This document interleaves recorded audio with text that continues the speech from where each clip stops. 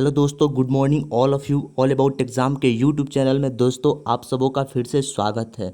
दोस्तों इस वीडियो में हम लोग बात करने वाले हैं यूजीसी, जो अभी वर्तमान में बहुत बड़ा अपडेट आया हुआ है यूजीसी को लेकर के। और यूजीसी के संबंध में अभी जो अपडेट आया हुआ है, ये अपडेट क्या है इस वीडियो में हम लोग देखने वाले हैं। क्योंकि अभी देख सकते हैं लाखों छात्र बेसब्री से इंतजार कर रहे थे, हम भी बहुत ज़्यादा ही बेसब्री से इंतजार कर रहे थे अभी यूजीसी के नए गाइडलाइंस और नए अपडेट के बारे में।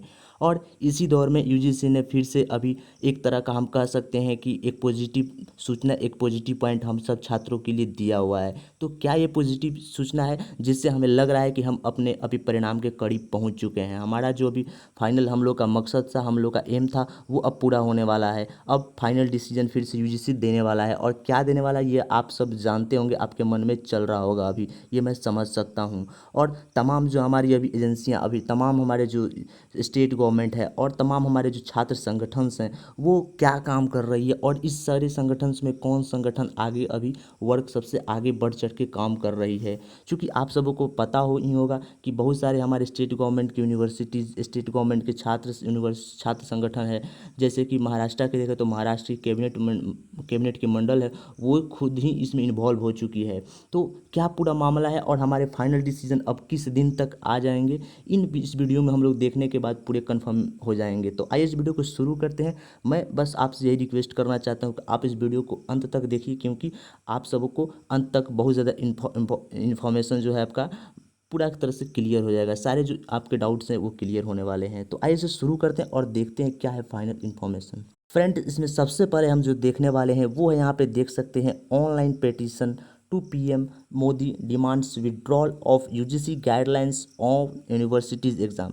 जो भी यूनिवर्सिटीज़ एग्ज़ाम पर यूजीसी ने अपने गाइडलाइंस का जो एक तरह का प्रहार थोपा हुआ है, इसे विड्रॉल करने के लिए यहाँ पे ऑनलाइन पिटीशन डायरेक्ट मोदी को, सेंट्रल गवर्नमेंट पे जो हमारी मोदी की सरकार है, डायरेक्ट पीएम मोदी को यहाँ पे ऑनलाइन पिटीशन दायर किया जा रहा है। क्योंकि आप सबों को पहले से पता होगा कि जो पिटीशन है अभी high court, supreme court, Bombay high court या हो गया, या फिर हमारे भारत की सुप्रीम कोर्ट जो दिल्ली में है, वहाँ पे पिटीशन दायर किए जा चुके हैं। लेकिन अभी जो ऑनलाइन मुहिम चलाई जा रही है, ऑनलाइन पिटीशन दायर करके, जिसमें हमारा मकसद है, हमारे छात्रों का और हमारे संगठन का मकसद है कि हम अपने जो सेंट्रल गवर्नमेंट है उस तक अपनी बात को डायरेक्ट पहुंचा पाएँ। ये एक तरह का छोटा मोटा न्यूज़ नहीं है दोस्तों, इसको आप अगर नहीं समझते तो यहाँ से समझ लीजिए, पूरे डिटेल में लिखा हुआ है। The joint form for movement on education JFMU has started an online petition seeking withdrawal of UGC guidelines and cancellation of final year exam. इसमें जो JFMU है, इसने ऑनलाइन पिटीशन स्टार्ट किया और इसमें मांग किया है कि जो यूजीसी के गाइडलाइंस और कैंसिलेशन, यूजीसी के जो गाइडलाइंस है उससे विड्रॉल की जाए और फाइनल ईयर के एग्ज़ाम को कैंसिल करने की बात कही जाए और की जाए। इसमें आगे आप देख सकते हैं पूरे डिटेल में यहाँ पे इस आर्टिकल में छापा गया है कि इसमें जो मांग किया गया है डायरेक्ट यहाँ पे नरेंद्र मोदी, पीएम जो नरेंद्र मोदी, इसके लिए आप भी कर सकते हैं। आपको क्या करना होगा, आप देख सकते हैं ये change.org यहाँ पे ये ऑफिशियल साइट है।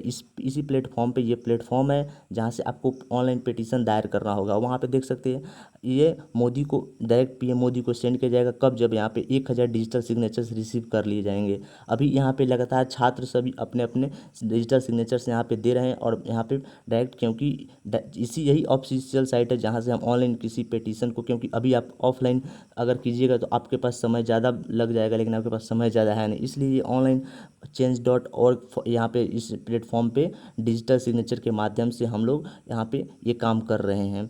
आगे देख सकते हैं, citing the differential access to digital device for online education, the petition says that the existing inequalities in education has amplified during the lockdown imposed in light of corona 19 covid crisis.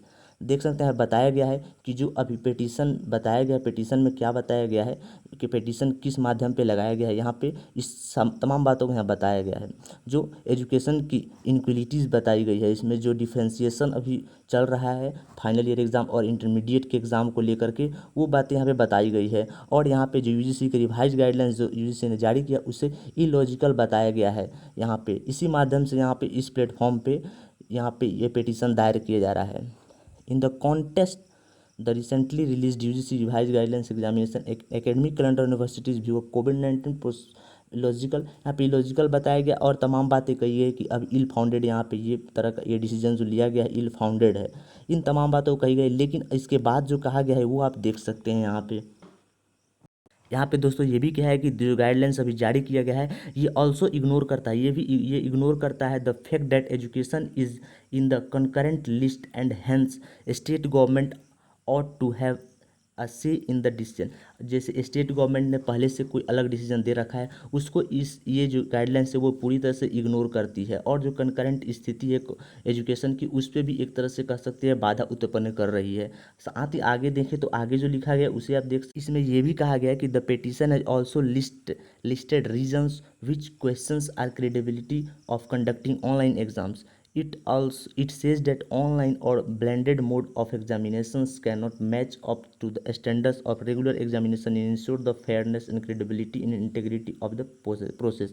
यहाँ बताया गया है कि जो आप online exam की बात कर रहे हैं या फिर ब्लेंडेड पेपर, क्योंकि यूजीसी के द्वारा कहा गया कि आप ऑनलाइन एग्ज़ाम लीजिए या फिर ब्लेंडेड पेपर एग्ज़ाम लीजिए, ऑफलाइन किसी तरह पेपर लीजिए, तो इसमें बताया गया कि ये फेयरनेस नहीं रहेगा, क्रेडिबिलिटी नहीं रहेगा, ना ही इंटीग्रिटी प्रोसेस रहेगा। क्योंकि आप ऑनलाइन एग्ज़ाम लीजिए, कुछ छात्रों का ऑनलाइन एग्ज़ाम लीजिएगा तो उसमें क्या ऑब्जेक्टिव टाइप रखिएगा, कैसे रखिएगा, फिर किसी का ब्लेंडेड मोड में लीजिएगा, किसी का ऑफलाइन मोड में लीजिएगा, तो ये एक तरह से प्रोस्पेरिटी वाला बात यहाँ पे नहीं हो रहा है, ये बात यहाँ पे इसमें कहा गया है।